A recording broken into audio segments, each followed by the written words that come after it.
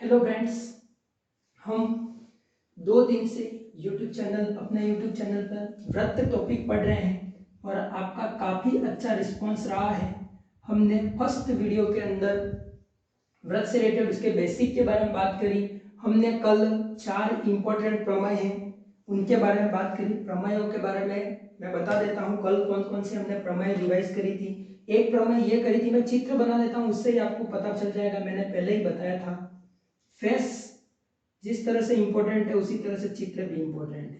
पहली प्रमेय हमने पढ़ी थी कि यदि कोई दो जीवाएं समान हैं, ये दोनों जीवाएं समान हैं, तो वह केंद्र पर कोण भी क्या होते हैं, समान बनाती हैं। और इसको हमने अच्छे से प्रूफ भी करा था। क्या प्रूफ करा था कि अगर व्रत की कोई दो जीवाएं समान है, ये वाली जीवा और ये वाली जीवा समान है, तो वह केंद्र पर अंतरित कोण या जो कोण बनाती है वो भी आपस में क्या होती है, समान होती है। उसी प्रकार से हमने दूसरा जो पढ़ा था, दूसरी प्रमेय जो पढ़ी थी, वो प्रमेय हमारे थी कि केंद्र से किसी जीवा पर डाला गया लंब उस जीवा को दो समान भागों में विभाजित करता है। केंद्र था, उससे ही हमने ये लंब डाल दिया कि लंब जो है वो यहाँ से इसकी लंबाई और यहाँ से इसकी लंबाई को क्या करता है, बराबर कर देता है, विभाजित करता है। तो दूसरी प्रमेय जो हमने पढ़ी थी, क्या पढ़ी थी कि केंद्र से जीवा पर डाला गया लंब उस जीवा को दो समान भागों में बांट देता है। तीसरी प्रमेय हमने पढ़ी थी कि यदि कोई दो जीवाएं समान है, दो जीवाएं अगर समान है मतलब उनकी लंबाई क्या हो, समान हो। यदि कोई दो जीवाओं की लंबाई समान हो तो वह दोनों जीवाएं केंद्र से दूरी समान होगी। मतलब ये भी 3 सेंटीमीटर, ये भी 3 सेंटीमीटर। अगर हमको दिया जाए कि इसकी यहाँ से दूरी 4 सेंटीमीटर है, तो यहाँ से इसकी दूरी भी कितनी होगी, 4 सेंटीमीटर ही होगी। चौथी और मोस्ट इंपोर्टेंट, मैंने उसके ऊपर लिखवाया था कि ये मोस्ट आईएमपी है, ये बताया था और ये चीज मैं लिखवा भी चुका हूँ कि किसी छाप या जीवा के द्वारा केंद्र पर बनाया गया कोण उसी छाप या जीवा के द्वारा शेष परिधि पर बनाए गए कोण का दुगुना होता है। ये हमने पढ़ा था कुछ इस तरह से, आपको मैं याद करवा लेता हूँ। इस तरह से ये वाला छाप है, इसके द्वारा यह जो कोण बनाया गया है उसी प्रकार से ये वाला कोण बना देना। तो अगर ये 2 थीटा है तो ये क्या हो जाएगा, थीटा हो जाएगा। मैंने पहले ही बताया था कि ये वाला कोण दुगुना होता है और ये सिंगल होता है। इसी प्रकार से हमने इसको सिद्ध भी करा था। इसी को मैंने बताया था पहले दिन जब बेसिक पढ़ाया था, एक लाइन लिखवाई थी मैंने, अर्धवृत्त पर बना हुआ कोण सदैव समकोण या 90 डिग्री का होता है। ये केंद्र है और यहाँ पर ये व्यास गुजर गया, ये वृत्त की सबसे बड़ी जीवा है। अगर मान के चलो कि ये क्या है, एक चाप है, इसके द्वारा कितने डिग्री का कोण बनाया गया है, हम सब जानते हैं सरल रेखा हमेशा 180 डिग्री का कोण बनाती है। अब इससे यहाँ पर कोई कोण बनाए, अब देखना अपनी लाइन कंप्लीट हो रही है, मैंने वो पढ़ाई वो लाइन, किसी चाप के द्वारा केंद्र पर बनाया गया कोण, केंद्र पर बनाया कोण 180 है, उसी चाप के द्वारा, इसी के द्वारा ये शेष परिधि पर कोण बनाया, कितना होगा, ये 180 है, इसका जस्ट आधा कितना हो जाएगा, ये 90 डिग्री। इसलिए अर्धवृत्त पे बना हुआ कोण सदैव कितना होता है, 90 डिग्री होता है। ये नोट डाउन करके आप डाल देना, आपके काम में आने वाला है। हमने बेसिक देख लिया, प्रमेय देख लिए।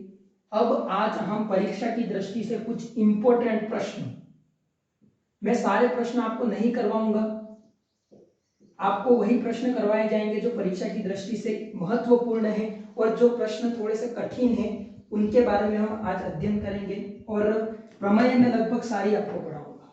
प्रमेय इंपॉर्टेंट है क्योंकि प्रमेय से हमारे प्रश्न हो जाते हैं। प्रमेय एक तरह से हमारे प्रश्नों तक जाने का रास्ता है। अगर हमको रास्ता मालूम है हम हमारी मंजिलों तक पहुंच सकते हैं। प्रश्न करेंगे, हम शुरुआत करेंगे 12.2 के कुछ महत्वपूर्ण प्रश्न हैं जो मैं बता रहा हूं, फिर उसके बाद हम 12.3 के भी करेंगे। इंपॉर्टेंट प्रश्न जो इस साल के पैटर्न के अकॉर्डिंग मॉडल पेपरों में दे रखे हैं या कुछ इंपॉर्टेंट प्रश्न, उनके बारे में हम बात करेंगे। एक प्रश्न दिया हुआ है सत्य और असत्य का पहले का, ऐसे प्रश्न भी आते हैं। यदि वृत्त की जीवाओं की लंबाई 10 सेंटीमीटर और 8 सेंटीमीटर है, कोई जीवा ए भी मान लेते हैं और ये सी डी मान लेते हैं, ये 10 सेंटीमीटर है, दूसरी है वो 8 सेंटीमीटर है, और यूं बोल रहा है ये कि केंद्र से क्रमशः इनकी दूरी, इसकी दूरी है वो 8 सेंटीमीटर है और इसकी दूरी है 5 सेंटीमीटर है, यूं बोल रहा है। अब मैंने पहले ही बताया था, ये एक चित्र बना देता हूं आपको। मैंने जब पढ़ाया था प्रमेय, उसमें एक प्रमेय में देखा था कि अगर वृत्त की दो जीवाएं समान है तो केंद्र से दूरी भी समान होगी। उससे पहले ये बताया था कि जो बड़ी जीवा होती है वो केंद्र के पास होती है। मान लो मैंने ये बड़ी जीवा बनाई, वो 10 सेंटीमीटर की है, वो केंद्र से ज्यादा पास होगी, और ये 8 सेंटीमीटर की केंद्र से दूरी पर होगी, परंतु इसकी दूरी है वो कम बताई है, जबकि इसकी दूरी क्या होनी चाहिए, ज्यादा होनी चाहिए, ज्यादा दूर है, और इसकी दूरी कम होनी चाहिए। ये वाला जो होगा वो क्या हो जाएगा, असत्य हो जाएगा। ये याद रखना है, हमने पढ़ रखा है अगर दो जीवाएं समान है तो केंद्र से दूरी भी उनकी समान होगी, परंतु अगर दो जीवाएं असमान है तो बड़ी जीवा हमेशा केंद्र के पास रहती है। मैंने बताया था जो जीवा बड़ी होगी वो केंद्र से क्या हो जाएगी, पास हो जाएगी। इस प्रकार के प्रश्न आपको मिलेंगे असत्य असत्य में या अवसद टाइप में भी क्वेश्चन में आपके आ जाएंगे। आज कुछ और प्रश्न है, एक प्रश्न इंपॉर्टेंट है, प्रश्न नंबर 3। ठीक है, प्रश्न मैं लिखूंगा नहीं बोर्ड पे, जो मान दिया वो लिख दूंगा, मैं प्रश्न पढ़ के आपको सुनाऊंगा। एक वृत्त की दो जीवाएं, गणित के अंदर कोई भी प्रश्न सॉल्व करना है, जो मान दे रखे हैं वो सामने लिख दें और प्रश्न को आधा पढ़ें, आपका पूरा प्रश्न आपको समझ में आ जाएगा। प्रश्न नंबर 3 है, एक वृत्त की दो जीवाएं ए बी व सी डी, अपन को दे रखा है ए बी और ये सी डी, जिनकी क्रमशः लंबाइयां हमको दे रखी हैं 6 सेंटीमीटर और एक की दे रखी है 12 सेंटीमीटर, एक दूसरे के समानांतर हैं, हम जानते हैं समांतर किसको बोलते हैं, तथा वो वृत्त के केंद्र की एक ओर ही स्थित है, वो मैं चित्र बना दूंगा, आपको डिनोट करवा दूंगा।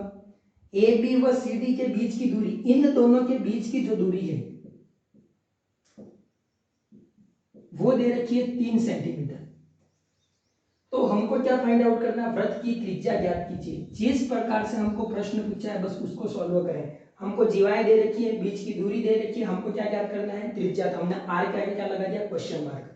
अब हम आ जाते हैं चित्र पर। गणित में इंपॉर्टेंट कौन है, चित्र। इस चित्र से हम पूरा सॉल्यूशन ले लेंगे।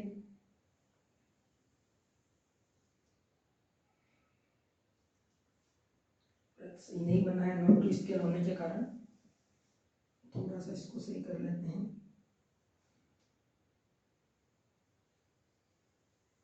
चलो इस वृत्त में कोई इश्यू नहीं है।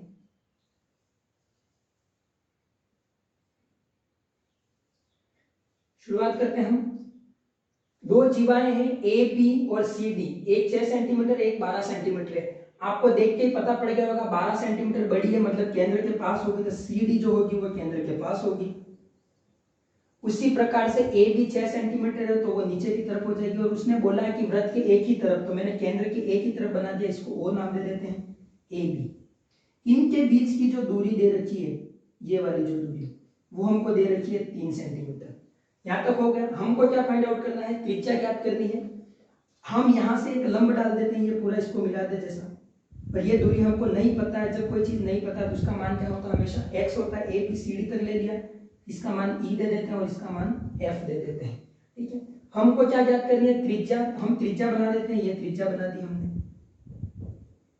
और ये एक त्रिज्या और बना दी, दो त्रिज्या बना दी। हमारे पास दो त्रिभुज हो गए हैं, और वो भी त्रिभुज कैसे, समकोण त्रिभुज लंब डाला है। समकोण त्रिभुज में जब कोई काम आता है तो उस प्रमेय का नाम है पाइथागोरस प्रमेय।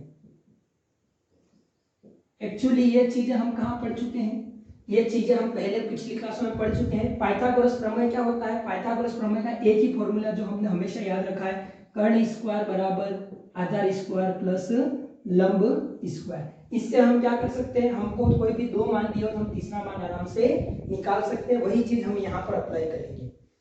जैसे ही हमने ये लंब डाला यहाँ पर, पहले ऊपर वाले त्रिभुज के लिए देखेंगे, लंब डाला। हमने कल की प्रमेय में क्या सीखा है, हमने सीखा है कि केंद्र से जीवा पर डाला गया लंब जीवा को दो समान भागों में बांट देता है।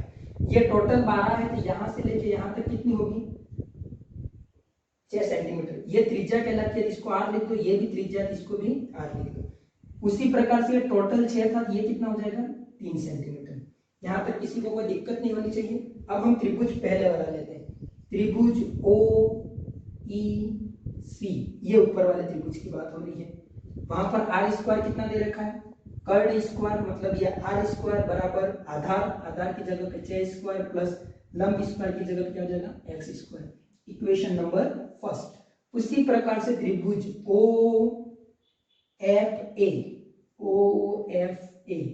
उसमें भी कौन सी ट्रिक लगानी है, पाइथागोरस प्रमेय, ये आर ही माना है हमने, आर स्क्वायर बराबर, ठीक है, यहाँ पर कौन सा आधार कितना है 3 का स्क्वायर प्लस, अब देखिए ये लंब यहाँ से इतना 3 सेंटीमीटर और यहाँ से इतना कितना है x है, इन दोनों को जोड़ेंगे तो क्या हो जाएगा x प्लस 3 का स्क्वायर, ठीक है। इसको थोड़ा सा सॉल्व कर लेते हैं हम, 3 का स्क्वायर कितना होता है 9 sorry, plus a plus B का होल स्क्वायर का फॉर्मूला आपको याद होना चाहिए, क्या होता है a प्लस बी, फॉर्मूले वाला जब आएगा, मैं गुणनखंड वाला टॉपिक या आपके समांतर श्रेणी वाला उसमें बताऊंगा, a का स्क्वायर मतलब इसका स्क्वायर करते हैं प्लस 2ab, इन दोनों का गुणा किए कितना हो जाएगा 6x प्लस 9, यहाँ तक आपके हो जाएगा बराबर कितना हो रहा है आर स्क्वायर, ये दोनों संख्याएं आपस में क्या हो जाएंगी जुड़ जाएंगी, जोड़ देते हैं, आर स्क्वायर बराबर एक्स स्क्वायर प्लस 6x प्लस 18, क्वेश्चन नंबर 2।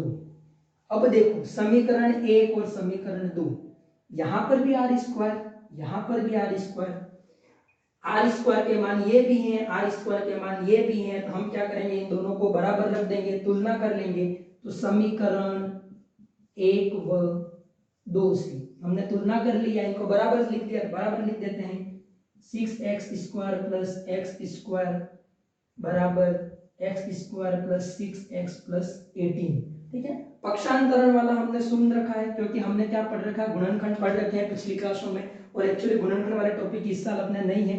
पक्षांतरण में क्या होता है, जो छर है उनको एक तरफ रखा जाए, अक्षरों को एक तरफ रखा जाए। छर और अक्षर आप अच्छे से जानते होंगे, छर जिनके मान बदल सकते हैं और अक्षर जिनके मान नहीं बदल सकते हैं, x वगैरह उनके मान बदल सकते हैं जबकि संख्याओं के मान नहीं बदल सकते हैं। तो हम 6x स्क्वायर को थोड़ा सा इसको सॉल्व कर लेता हूँ यहाँ पे डायरेक्ट, चलो 6x ही रहने दो, अभी करूंगा मैं, ये x स्क्वायर प्लस का है बराबर के इधर किसका हो जाएगा माइनस का हो जाएगा, पक्षांतरण करा तो चिन्ह क्या हो जाते हैं परिवर्तित हो जाते हैं। उसी प्रकार से इस 18 को इधर ले आता हूं, तो इस x स्क्वायर से 6 का स्क्वायर 36 माइनस 18 बराबर 6x, ये 18 इधर आए माइनस, तो 18 बराबर 6x, वहां से हमको x की वैल्यू क्या मिलेगी 18/6 बराबर 3, x की वैल्यू क्या आ गई हमारे पास 3 आ गई, किसी भी समीकरण में इसका मान रख सकते हैं, हमारा उत्तर आ जाएगा, ठीक है। By equation first, equation first में x की वैल्यू रखेंगे, r की वैल्यू हमारे लिए आ जाएगी। अभी रख लेते हैं हम आर स्क्वायर बराबर 6 का स्क्वायर प्लस एक्स स्क्वायर मतलब 3 का स्क्वायर। अब देखो 6 का स्क्वायर कितना होता है 36 प्लस इसका स्क्वायर कितना हो जाएगा 9, आर स्क्वायर बराबर इन दोनों को जोड़ेंगे तो 45। बहुत से बच्चे कंफ्यूज हो जाते हैं, इनको कैसे खोलेंगे, कभी भी वर्गमूल को खोलना हो तो क्या करेंगे इनके टुकड़े कर देंगे, क्या टुकड़े हो सकते हैं 9 × 4 सॉरी 9 × 5 इनके टुकड़े हो सकते हैं, टुकड़े हो गए इनके, बस अब इसको 9 तो वर्गमूल से बाहर आ सकता है 3√5, ये इसकी r की वैल्यू होगी कि त्रिज्या इसकी कितनी होगी 3√5 होगी। इस तरह के प्रश्न आपको आते हैं जब दो जीवाएं दे रखी हो उनका अंतर दे रखा हो या त्रिज्याएं दे रखी हो और उनका अंतर ज्ञात करना हो, यही पैटर्न चलेगा हमारा। पाइथागोरस प्रमेय लगा देनी है, कर्ण स्क्वायर बराबर आधार स्क्वायर प्लस लंब स्क्वायर, और उन दोनों का वैल्यू का क्या करें कंपैरिजन करें, और थोड़ी सी कैलकुलेशन है जो हम इजीली कर सकते हैं, उन कैलकुलेशनों को करें और हमारा आंसर सामने होगा। इन चीजों को अपन क्या कर सकते हैं, कोई भी संख्या अगर वर्गमूल निकालने नहीं आ रहा है तो उन संख्याओं को तोड़ना सीखें, ठीक है। अभाज्य गुणनखंड विधि भी अपना सकते हैं आप, बहुत सारी विधियां हैं उसके लिए, अभाज्य गुणनखंड या वर्गमूल निकालने की डायरेक्ट विधियां भी है, पर अभाज्य गुणनखंड आपके लिए इजी पड़ेगा तो आप उससे करें।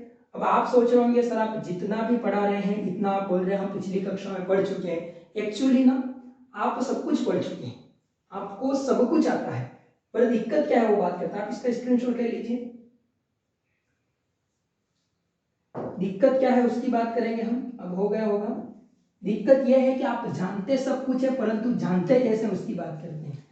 आपको जस्ट एक एग्जांपल से समझा देता हूं, हमारा गणित का काम ही एग्जांपल, आप ऐसे जानते हैं 1 3 7 9 2 0 5 4 8 इस प्रकार से जानते हैं। इस गिनती की कुछ वैल्यू है, इस गिनती की कुछ वैल्यू नहीं है, परंतु आपके अंदर ये सब कुछ भरा हुआ है।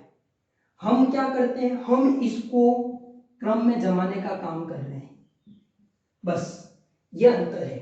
आपके अंदर सब कुछ भरा हुआ है, मैं बोल रहा हूं ये पिछली कक्षा में पढ़ लिया, ये पढ़ लिया, ये पढ़ लिया, परंतु कौन सा कहाँ पर यूज करना वो आपको नहीं आ रहा, और उसके लिए हम हैं।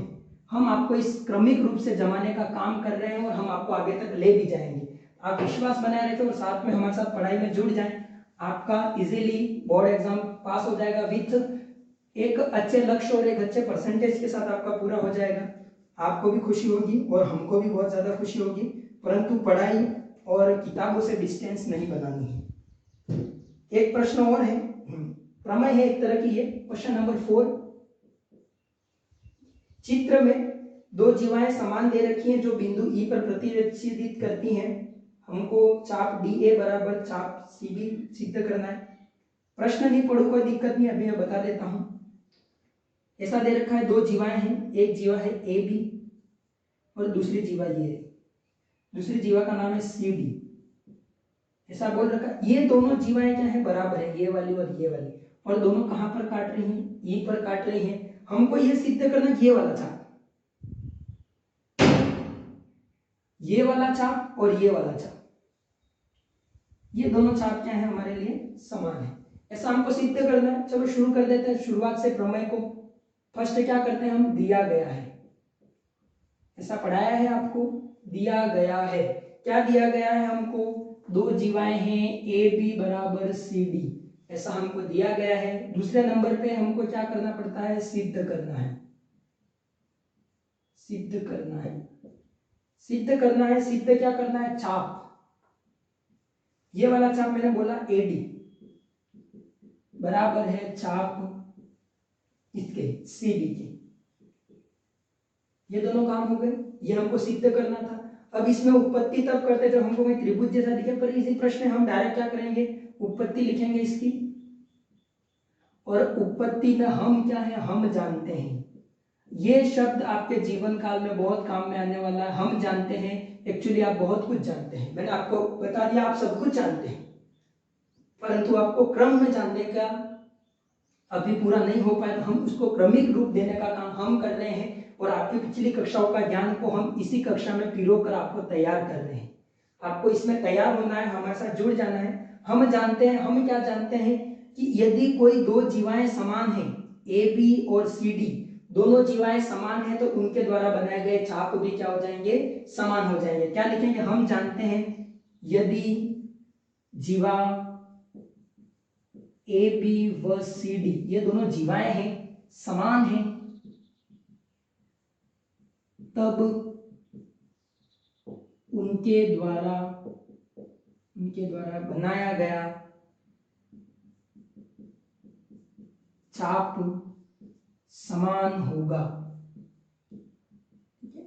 मीन्स हमने क्या बात निकाली कि चाप A B is equal to चाप क्या होता है, सी डी। ठीक है, अगर आप चाप नहीं लिखना चाहें तो इसके ऊपर ये लाइन खींच दें, तो भी आपके लिए कोई वो नहीं होगा कि आप सोचेंगे कि ये कैसे हो गया। आप नीचे वाली लाइन में मैं लिख दूंगा, देखो तो ये लिख देता हूं मैं, चाप ए बी बराबर चाप सी डी, ये चाप का चिन्ह है। अब देखिए इस पूरे छाप को किससे मिलाकर बनाया गया वो बताओ, ए डी छाप और उसी में ये बी डी छाप जुड़ा हुआ है, ए बी छाप के दो टुकड़े कर लेते हैं, ए डी प्लस छाप कौन सा है, बी डी। उसी प्रकार से इसका देखते हैं, सी बी चाप सी बी प्लस इसका क्या नाम है, छाप बी डी, दोनों हो गए हमारे लिए। अब देखिए ये बी डी इधर प्लस का है, पक्षांतरण करेंगे क्या हो जाएगा, माइनस हो जाएगा। तो इस तरह से ये दोनों आपस में क्या हो जाएंगे, कट जाएंगे।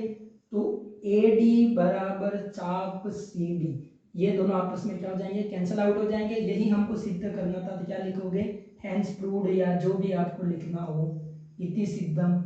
चाहे संस्कृत भाषा अपना है, चाहे हमारी अंग्रेजी भाषा अपना है, परंतु हमारा आंसर गणित के अंदर पूरा आ चुका है। समझ में आ गया क्या किया हमने, हम जानते हैं अगर जीवाएं समान है तो छाप समान होगी, बस उसी लाइन को हमने आगे डिनोट किया और हमारा पूरा आंसर हम ले आए हैं। एक प्रश्न और करेंगे हम, इंपॉर्टेंट एक क्या बहुत सारे प्रश्न करेंगे इंपॉर्टेंट से।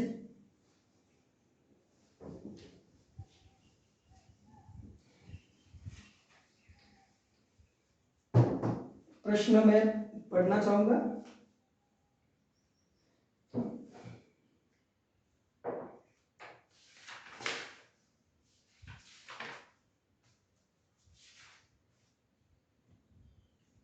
एक प्रश्न दे रखा है 12.3 में है, उस प्रश्न के अंदर मैं बात कर रहा हूं।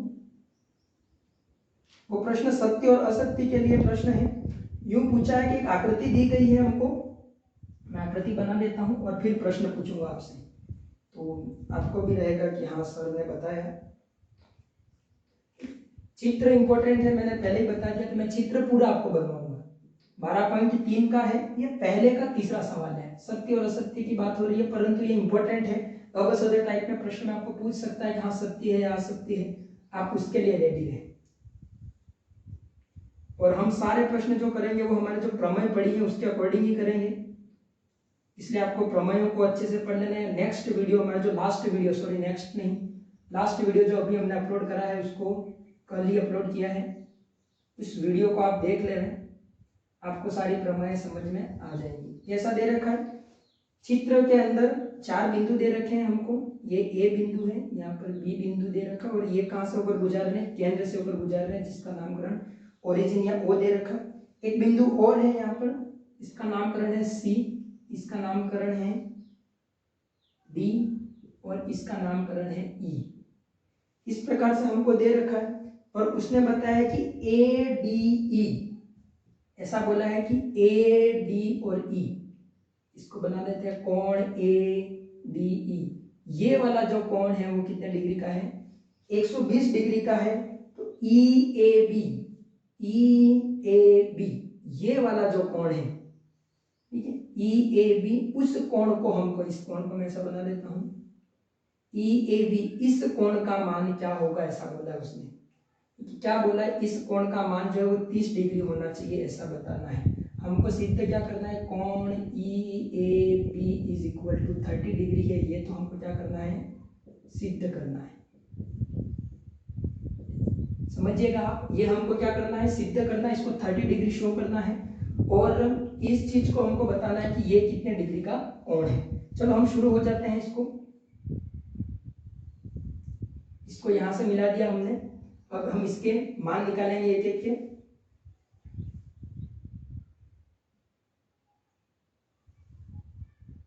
चलो, ये टोटली कोण नहीं दे रखा, ये नीचे वाला कोण जो 30 सिद्ध करना है, इसलिए यहाँ पर ऐसे काटना है थोड़ा सा, ये हमको 30 डिग्री शो करना है।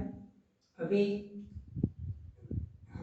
देखिए, ये जो है हमारे लिए ये वाली लाइन, ये लाइन, ये लाइन, ये लाइन और ये लाइन, ये पूरी लाइन है वो एक तरह से वृत्त के सभी, इसके सभी बिंदु वृत्त की परिधि पर टच हो रहे हैं, और इस प्रकार के चित्र को क्या बोलते हैं, चक्रीय चतुर्भुज बोलते हैं। जो आपके परीक्षा से क्या मतलब, इस साल के पैटर्न से ये चीज आपके हट चुकी है, चक्रीय चतुर्भुज टॉपिक ही पूरा हट चुका है, इसलिए हम ज्यादा बात नहीं करेंगे। चक्रीय चतुर्भुज की परिभाषा क्या होती है, एक ऐसा चतुर्भुज जिसके सभी शीर्ष ए, ये डी ई बी या ए बी सी डी सभी शीर्ष अगर वृत्त की परिधि पर हो तो वो क्या कहलाता है, चक्रीय चतुर्भुज। और चक्रीय चतुर्भुज का एक गुण होता है, उसके सम्मुख कोण जो होते हैं वो समपूरक होते हैं। इसका मतलब समपूरक का मतलब क्या होता है, दो कोणों का योग 180 डिग्री या 180 डिग्री होता है, वो क्या कहलाता है, समपूरक। ये 120 है, इस हिसाब से ये कितना हो जाएगा, 60 हो जाएगा। अब देखिए, ये देखो, ये वाली लाइन, ये वाली लाइन और ये वाली लाइन किससे गुजर रहा है, ये वृत्त से। तो एक ही चाप के द्वारा ये अर्धवृत्त पे बना हुआ कोण कितने डिग्री का होता है, 90 डिग्री का होता है। अब देखिए, ये 90 और ये 60, त्रिभुज के तीनों कोणों का योग कितना होता है,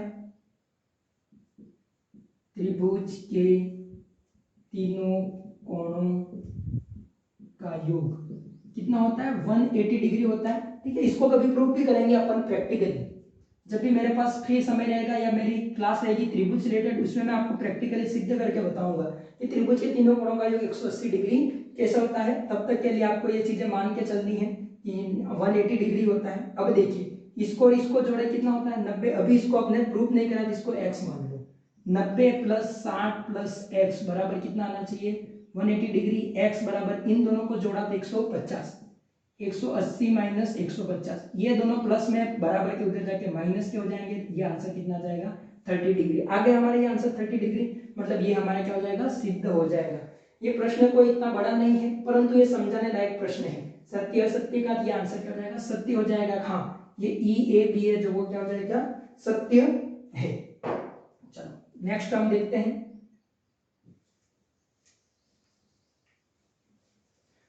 आज सिद्ध करने वाले सवाल होंगे। एक्चुअली प्रमेय पढ़ी है, इसमें सिद्ध करने के सवाल आएंगे। एक सवाल इतना मस्त आया है, एक प्रश्न नंबर दूसरा है, चित्र बना देता हूं फिर ही मैं प्रश्न पढ़ूंगा।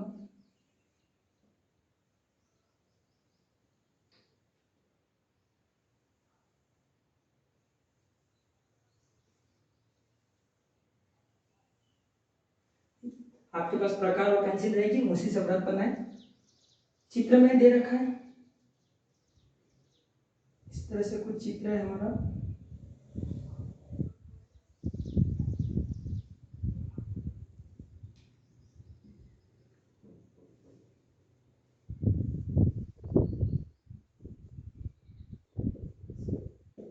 अब मैं सवाल पढ़ता हूं। चित्र में ए बी सी 45 डिग्री है, हमने 45 डिग्री बना दिया है। हमको यह सिद्ध करना है, ये सिद्ध करने का सवाल है, सिद्ध करना है। क्या सिद्ध करना है कि OC, ये OC जो है वो लंब है, सॉरी OA लंब है इस पर, OC पर। मतलब ये वाली जो लाइन है ये OA बन रही है आपकी, ये वाली लाइन इस वाली लाइन पर क्या है, लंब है। लंब का मतलब कितना, ये 90 डिग्री का कोण बना रहा होगा, ऐसा हमको ये बता रहा है। ठीक है, ये हमको सिद्ध करना है। हम क्या लिखते हैं यहाँ पर, फर्स्ट क्या लिखते हैं, सिद्ध करना हो गया। ऊपर क्या होता है, दिया गया है, ऊपर होता है, परंतु अभी मैंने नीचे लिख दिया है। दिया गया क्या दिया गया है, ABC, कोण ABC is equal to 45 degree. तीसरे नंबर पे कौन आएगा, उपपत्ति। ठीक है, ये रटा रटाया होना चाहिए, इसके बाद ये लिखना है। उपपत्ति में हम क्या है, हम जानते हैं, हम बहुत कुछ जानते हैं।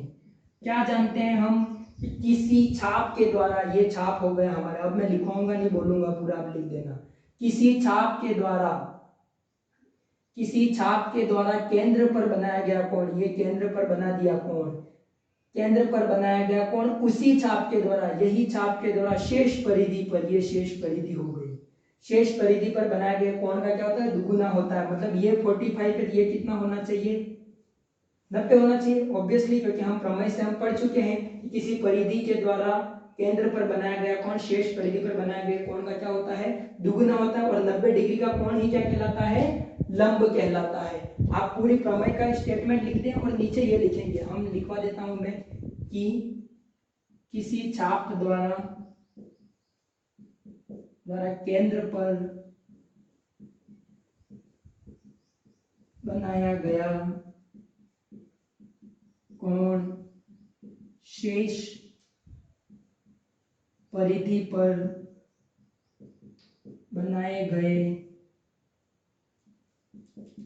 कोण का दुगुना होता है।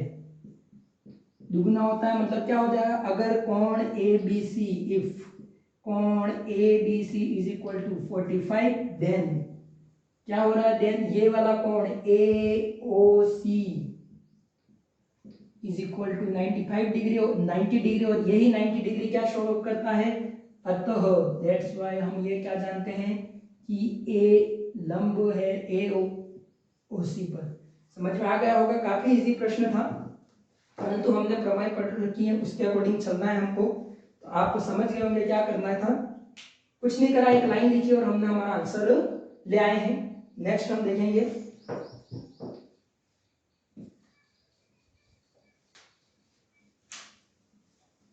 नेक्स्ट प्रश्न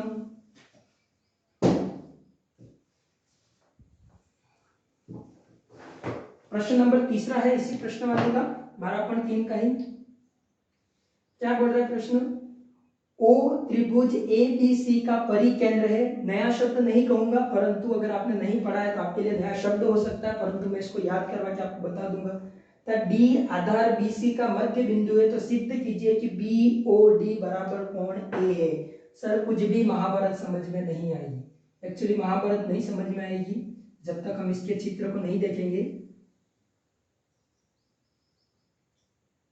चित्र को देख लिया तो हमारा सब काम में आ जाएगा।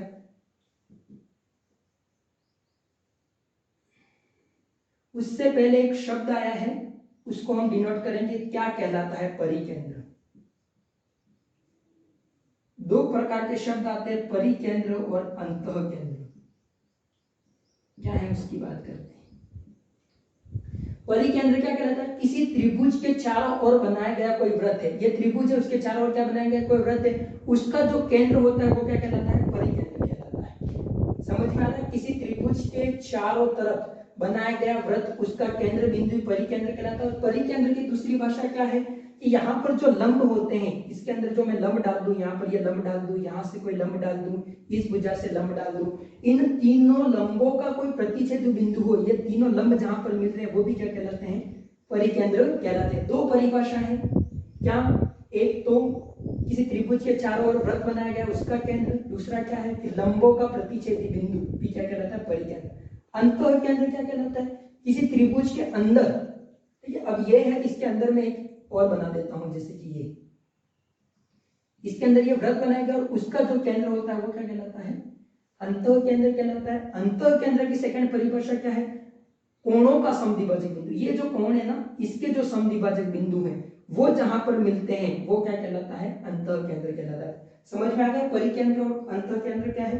ऐसे मैं आपको बताता रहूंगा, आपके कोई भी नया शब्द आता है। चलो अब शुरू करते हैं। ओ त्रिभुज का परिकेंद्र है, मतलब इसके चारों वृत्त बना हुआ है। ए बी सी में बी सी आधार है, मतलब ये बी सी हम आधार बना लेते हैं। डी इसका मध्य बिंदु है, ये मध्य बिंदु बना दिया हमने, और यहाँ पर ए है, ऐसा दे रखा है हमको। तो सिद्ध कीजिए, सिद्ध करना है वो बात करते हैं हम। क्या सिद्ध करना है हमको? सिद्ध करना है कोण बीओडी, कोण बीओडी, ये बीओडी है बराबर कोण ए।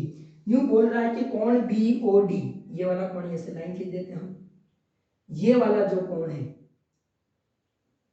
बीओडी, वो इस कोण, सॉरी कोण कौन सा है? कोण ए, ये वाला जो कोण है इसके क्या बता रहा है? बराबर है।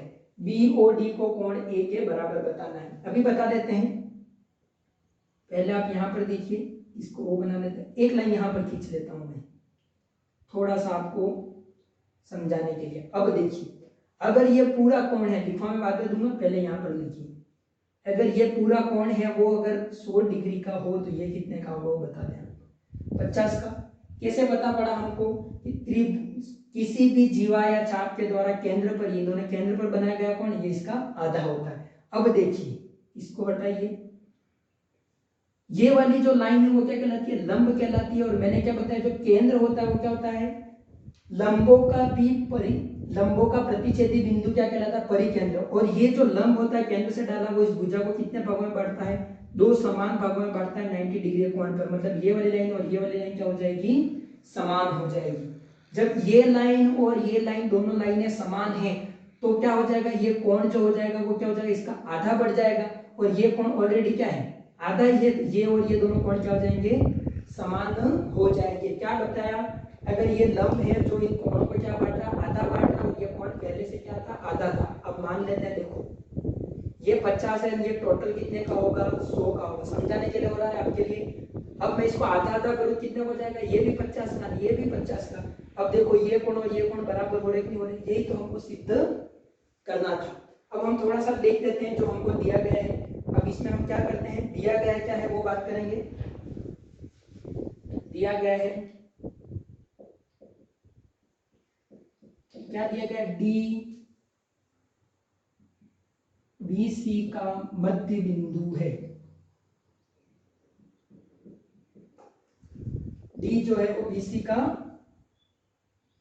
मध्य बिंदु है। और हमको क्या पता करना है? डीसी का मध्य बिंदु है। तीसरे नंबर पे आती है उपपत्ति। उपपत्ति में हम क्या जानते हैं वो हम अच्छे से जानते हैं। हम क्या जानते हैं? केंद्र के द्वारा बनाया गया कोण, फिर से वही लिख देता हूं मैं, किसी भी चाप के द्वारा केंद्र पर बनाया गया कोण शेष परिधि पर बनाया गया कोण का क्या होता है? दुगुना होता है। अतः हम क्या करेंगे? देखो कोण, ठीक है, ये कौन सा है? बी ए सी, ठीक है। एक बार इक्वल लिख देता हूं मैं, क्या लिख देता हूं? कोण, सॉरी ये कोण है बी ओ सी। परंतु हमको क्या पता है कि ये इसका क्या होता है? दुगुना होता है। तब ये बात बनती है हमारे लिए, दुगुना हो जाएगा। अब देखिए, अब हम क्या करेंगे? इन दोनों कोणों को क्या कर लेंगे? इस कोण को, अभी तो इसको रहने दो, कोण बी ए सी, इस कोण के दो टुकड़े हम कर सकते हैं, देखो ये वाला BOD और उसी प्रकार से COD, इसको क्या लिख सकते हैं, कोण BOD प्लस कोण COD। अब देखिए इस COD को ही देखो, इन दोनों के मान क्या है, बराबर है, तो हम फिर से क्या लिख सकते हैं, BOD लिख सकते हैं, कोण BAC सॉरी 2 कोण BAC बराबर कोण BOD प्लस कोण BOD, दोनों एक जैसे क्या हो जाएंगे, जुड़ जाएंगे, क्या हो जाएगा ये 2 कोण BOD बराबर 2 कोण BAC। इस 2 से ये 2 कैंसिल, क्या हो जाएगा BAC बराबर कोण BOD। यही सिद्ध हमको करना था।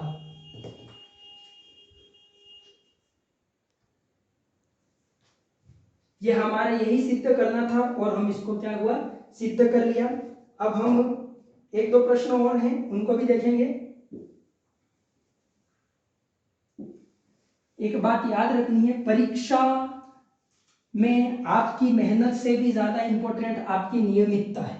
अगर आप नियमित तरीके से पढ़ रहे हैं तो आप किसी भी एग्जाम को फाइट करने से आपको डरने की आवश्यकता नहीं और वहां से आप पास नहीं हो सकते, ऐसा भी नहीं है।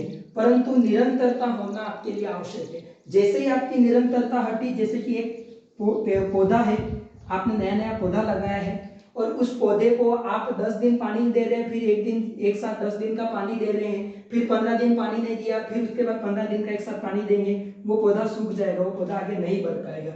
उसको थोड़ा थोड़ा पानी दीजिए परंतु नियमित दीजिए। उसी प्रकार से हमारी गणित या कोई अन्य विषय भी है, उनको आप थोड़ा थोड़ा समय दीजिए पर नियमित दीजिए। आपके लिए कोई भी ऐसा एग्जाम नहीं है जिसको आप पास नहीं कर सकते हैं या फिर आप उस एग्जाम के प्रति क्लियर नहीं हो सकते हैं। एक क्वेश्चन और है, इसकी बात करेंगे हम। ये रहा, ये बोल रहा है कि एक पांचवा प्रश्न है, एक वृत्त की दो जीवाएं AB तथा AC केंद्र पर क्रमशः 90 डिग्री तथा 150 डिग्री का कोण अंतरित करती हैं। कोण BAC का मान ज्ञात कीजिए जब यदि AB तथा AC केंद्र के विपरीत और स्थित हो। यह प्रश्न सबसे बड़ी दिक्कत वाली बात यह है कि इस प्रश्न में चित्र बना हुआ नहीं आएगा, चित्र आपको बनाना है। क्या बोला है, AB तथा AC कोई दो जीवाएं हैं, ठीक है, दोनों जीवाएं केंद्र पर क्रमशः समकोण त्रिभुज बना रही है। ये दो जीवाएं बना दी हमने, ठीक है, एक का नाम AB कर दिया, इसका नाम AC कर दिया, ठीक है। ये क्या कर रही है, केंद्र के साथ क्रमशः 90 डिग्री, AB जो है वो तो 90 डिग्री बना रहा है, ये 90 डिग्री का कोण बना देते हैं यहाँ पर, ठीक है।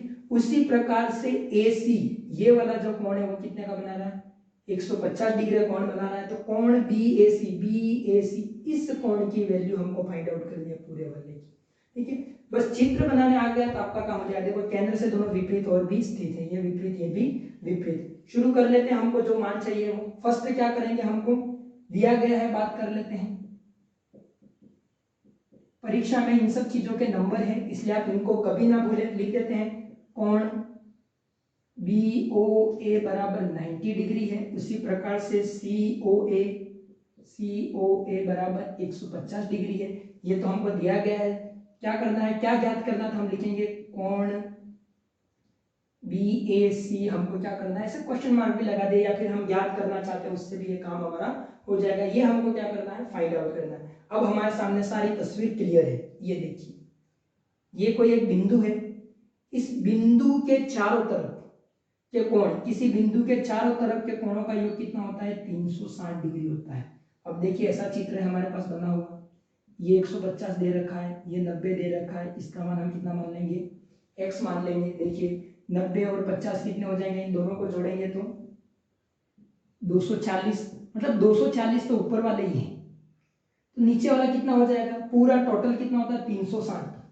तो हम क्या करेंगे, किसी बिंदु के चार ओर बनने वाले कोणों का योग कितना होता है, 360 माइनस, ठीक है, लिख देना है 150 प्लस 90, 360 एरो करते जाए आप, 360 माइनस क्या हो जाएगा, यहाँ पर इन दोनों को जोड़ा तो 240 डिग्री, ठीक है, 240 डिग्री हमारा यहाँ पर। तो इन दोनों को आपने घटाया होगा तो आंसर कितना आ जाएगा, 120। इसका मतलब इस वाले कोण का मान कितना आ जाएगा 120। कब से हम एक ही चीज बार बार पढ़ रहे हैं, अगर ये 120 है तो ये कितना होगा, लाइन वही, किसी चाप के द्वारा केंद्र पर अंतरित कोण उसी चाप के द्वारा शेष परिधि पर बनाए गए कोण का क्या होता है, दुगुना होता है। मतलब ये 120 है तो ये 60 हो जाएगा। अतः अब वो लाइन आप पूरी लिखेंगे घर पे बैठकर। अतः क्या हो जाएगा यहाँ पर, कोण बी, कौन सा है, बी ए सी बराबर कितने डिग्री का हो जाएगा, 60 डिग्री। और ये हमारा क्या हो जाएगा, आंसर आ जाएगा। इजी इजी है, परंतु हमको प्रमेय क्या होनी चाहिए, आनी चाहिए। और प्रमेय मैंने आपको बहुत अच्छे से बता दी है। आप उन प्रमेयों को एक बार और वीडियो देख लेना, आपको प्रमेय पूरी आ जाएंगी। एक और सवाल करेंगे हम, एक सवाल बिल्कुल इजी है, ये इसके जैसा ही सवाल है, वो आप कर लोगे, इसलिए मैं इसको नहीं बता रहा हूं।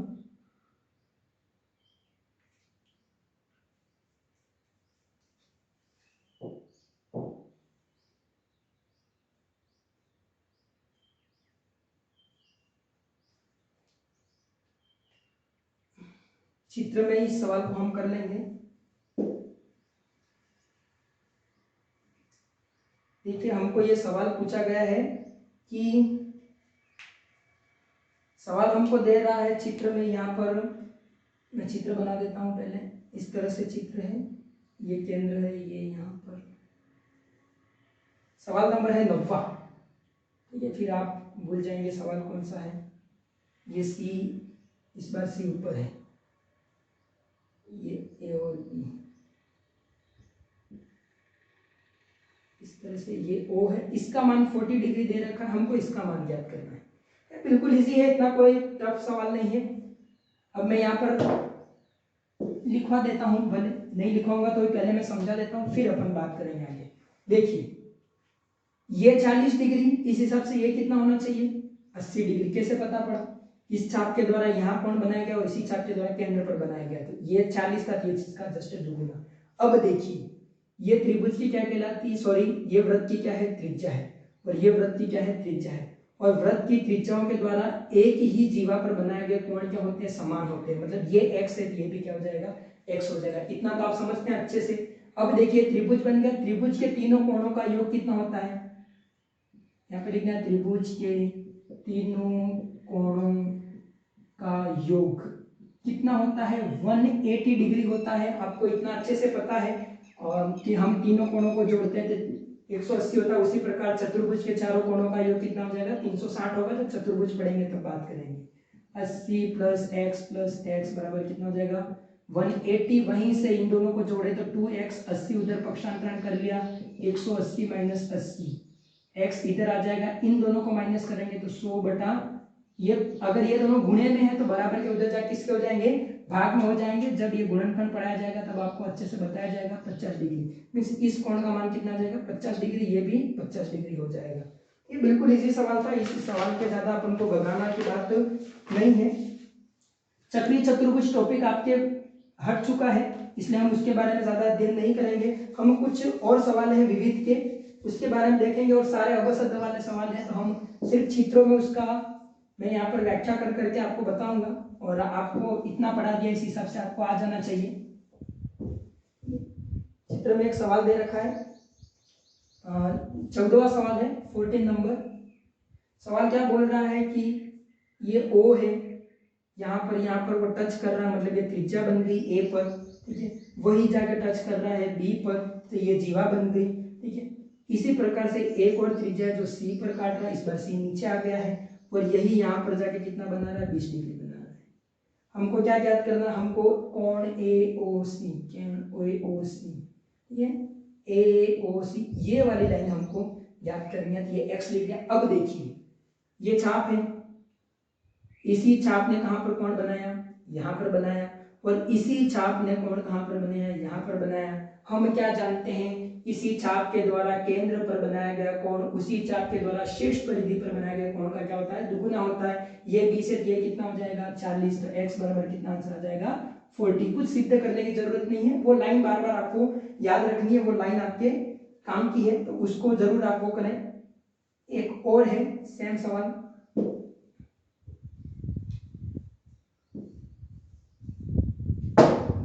बहुत से इंपॉर्टेंट सवाल मैं करवा रहा हूँ। आप इन सवालों को भी पढ़ के आप दूसरे जो बाकी सवाल है वो कर पाएंगे आराम से, उसमें कोई नो डाउट। ये अर्धवृत्त से होकर गुजर रहा है, इसका मतलब कितना होगा पहले तो वो बताएं मुझे। कोई भी अर्धवृत्त से होकर गुजर रहा मतलब उसका मान कितना हो जाएगा, 90 डिग्री होगा। मीन्स ये कोण तो हमारा 90 डिग्री होगा फाइनल है, क्योंकि ये टोटल 180 है, ये 90 हो जाएगा अर्धवृत्त पे बना हुआ कोण। हमको क्या दे रखा है, एपी क्या दे रखा है, AC बराबर BC। ये वाली भुजा और ये वाली भुजा क्या दे रखी है, समान दे रखी है। मैंने कल एक बात बताई थी कि त्रिभुज की बड़ी भुजा के सामने का कोण बड़ा होता है, छोटी भुजा के सामने का कोण छोटा होता है। परंतु अगर भुजाएं बराबर हों, अगर मैं इसको x मानूं तो इसको भी क्या मानना पड़ेगा, x मानना पड़ेगा। अगर भुजाएं बराबर है तो इनके मान भी क्या हो जाएंगे, समान हो जाएंगे। तो देख लेते हैं इन तीनों का योग, त्रिभुज के तीनों कोणों का योग कितना होता है, 180 डिग्री। आपको इतना याद रखना है 180 डिग्री होता है। चलो शुरू हो जाते हैं हम। x plus 90 is equal to 180 degree. उसी प्रकार से 2x, इसका उधर करा तो क्या हो जाएगा, 180 माइनस 90। x बराबर कितना हो जाएगा, इसमें से इसका घटाना तो आता होगा आपको, नहीं तो कहाँ सीधे ले रहे हैं, ऐसा नहीं हो। 10वीं कक्षा में हम पढ़ते हैं, इसलिए हमको जोड़ बाकी गुणा भाग तो आना ही चाहिए। और कम से कम 10वीं पढ़ रहे हैं तो 10 तक पहाड़े भी आने चाहिए। एक्चुअली ज्यादा आने चाहिए, परंतु आप इतना याद कर रहे हो तो मेरे लिए फिलहाल काफी है। उससे भी मैं काम चला लूंगा। कितना आंसर आएगा, 45 डिग्री। इसका मतलब इसका मान 45 है, इसका भी 45 है, हमारा आंसर कितना हो जाएगा, 45 डिग्री हो जाएगा।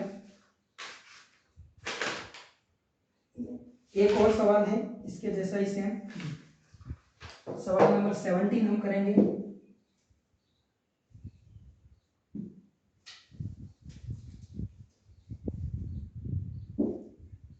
परीक्षा में अगर आपको निरंतरता बनाए रखनी है, आप निरंतर मेरे वीडियो से जुड़ते रहें। आपको अच्छा लग रहा है वीडियो, आप लाइक करें, आप मेरे वीडियो पे कमेंट्स करें, अपने दोस्तों को अधिक से अधिक शेयर करें। यह आपका काम है बच्चों तक पहुंचाना।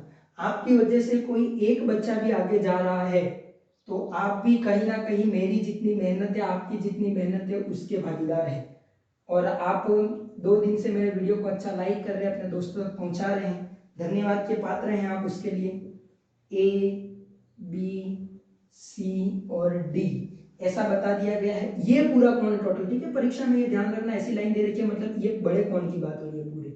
वो 60 डिग्री दे रखा है। ये वाला छोटा कोण है वो कितना दे रखा है, 50 डिग्री दे रखा है। हमको ज्ञात क्या करना है, ACB, इस कोण की वैल्यू हमको फाइंड आउट करनी है। बच्चे चकरा जाते हैं देखकर, अब क्या करें, ये पूरा दे दिया, ये आधा दे दिया और ये x को लिख दिया, कैसे ज्ञात करें। परीक्षा में कोई भी प्रश्न का उत्तर ज्ञात करना तो ऐसे दे देता है, कोण ACB फाइंड आउट करो। आप क्या करें, चित्र बनाकर वहां पर x लिख देता है कि उस चित्र को बार बार देखने पर आपको ध्यान रहे मुझे ये फाइंड आउट करना है।